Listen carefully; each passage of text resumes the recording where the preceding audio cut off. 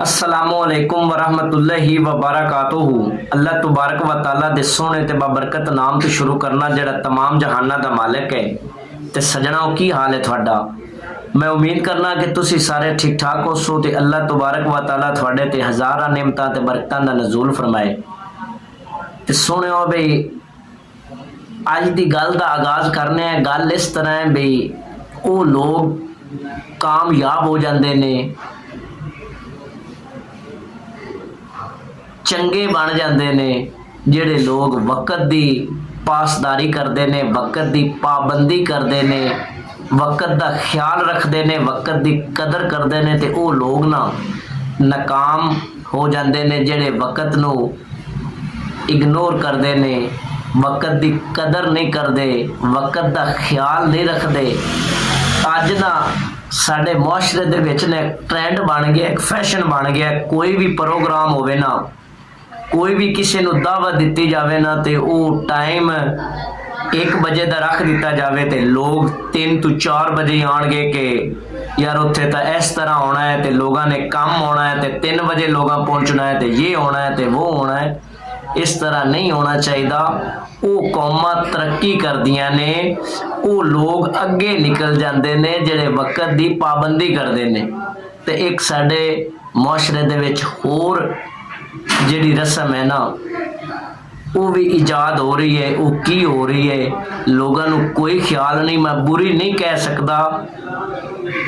इस तरह तुसी समझ लो कि कोई फौत हो जाए ना, इंतकाल कर जाए, तो उनके जनाजे तो बाद उनका इकट्ठ रखा जाता है। कुल साता कहा जाता उन्होंने। जदों वो इकट्ठ रखा जाता है ना, तो उस इकट्ठ का टाइम दे दिता जाता है कि अज 2 बजे फलां दिन नूं 2 बजे ना इकट्ठ होएगा, खत्म पाक पढ़िया जाएगा। तो जदों वो 2 बजे का टाइम होता है ना, लोग काम की करते हैं। लोग पता नहीं कित्थों कित्थों आए होंगे ने, दूर दराज इलाकों तो अपना वक़्त ते अपना टाइम किस तरह कढ़ के आए होंगे ने।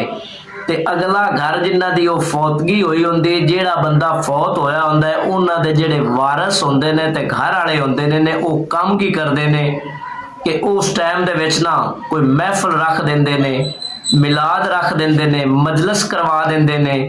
ते लोगों को बड़ी परेशानी का सामना, लेकिन वो जिक्र इज़कार बड़ा चंगा होंदा है, सोहना होंदा है, सुनना चाहिए, करवाना चाहिए, लेकिन वक़्त की मुनासबत के नाल करना चाहिए। क्योंकि ये जिहड़ा वक़्त होंदा है, इहदे ते इस तरह नहीं होना। अगर बंदा करवाना भी चाहे तो खत्म का टाइम देंदा है 2 बजे का, तो 2 बजे तो पहले पहले कोई तुसी महफिल करवा लो, कोई तुसी जिक्र करवा लो, तुसी मजलिस करवा लो।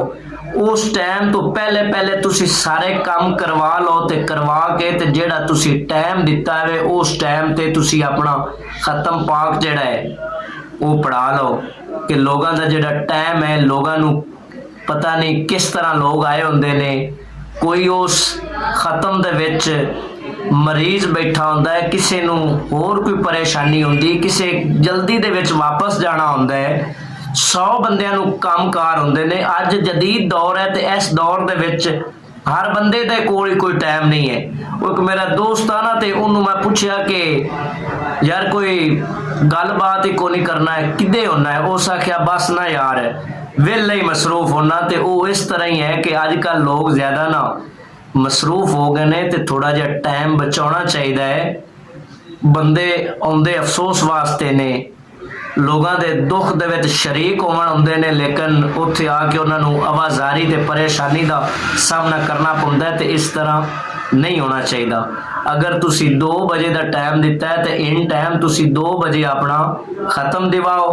उस तो बाद महफिल करवा लो, जिक्र करवा लो, मजलिस करवा लो, या 2 बजे तो पहले तुसी अपना जिक्र करवा लो, महफिल करवा लो, कोई भी काम करवा सकते हो। तो थोड़ा जा मैं मौलवी हजरात जड़े ने उन्होंने अगे रिक्वेस्ट करांगा कि वो भी थोड़ा जा जो स्टेज ते आ जावन, मैक दे अगे आ जावन, थोड़ा जा लोगों का भी ख्याल रखन। वो ना वे कि अपनिया जेबां दे ख्याल रखन, थोड़ा जा लोगों का भी ध्यान रखा करो कि लोगों की परेशानी है, लोगों ਨੂੰ की दुख है, लोग ਕਿਹੜੀ तकलीफ ਵਿੱਚ हैं। ਤੁਸੀਂ बस जिस तरह डेवो नॉन स्टॉप चलती है ना, ਤੁਸੀਂ मौलवी हजरात भी जिस टाइम स्टेज ते आ जाओ, मैक दे अगे आ जाओ, नॉन स्टॉप ही चलना शुरू कर देंगे हो। तो इस तरह नहीं होना चाहिए, वक्त का ख्याल रखना चाहिए है।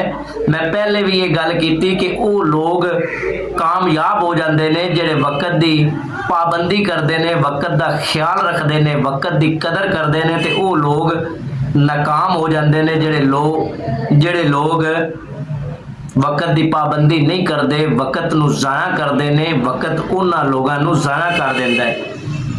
ते थानू दोस्तां नूं ते सज्जनां नूं मेरी गल दी समझ आ गई उसी, ते अल्लाह ताला थानू हमेशा खुश रखे। लै भी सुने और रब दे हवाले।